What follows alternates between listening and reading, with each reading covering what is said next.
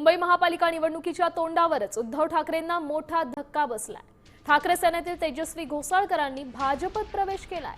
भाजपचे मुंबई अध्यक्ष अमित साटम यांच्या उपस्थितीत त्यांचा पक्षप्रवेश पार पडला।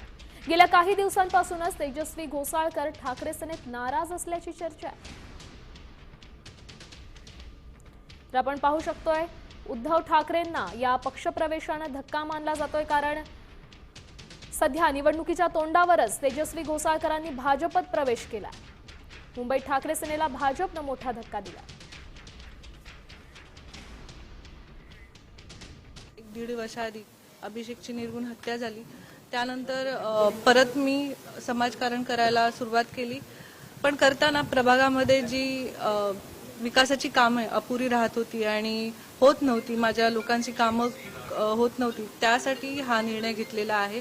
खरं तर ठाकरे कुटुंबांना सोडण्याचा खूप कठीण निर्णय होता, कारण ते एक माझं परिवार होतं आणि खरं तर त्यांच्याबरोबर मी अखेरपर्यंत माझे ऋणी राहीन, कारण त्यांनी मला एक नवीन ओळख दिली, नवीन चेहरा दिला।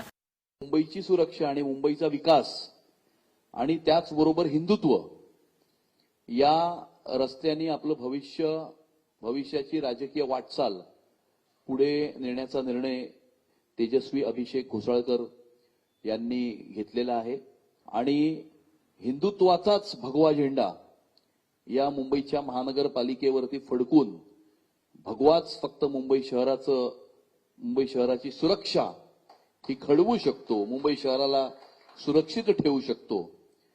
त्याकरता आज त्यांनी भारतीय जनता पक्षामध्ये प्रवेश केलेला आहे।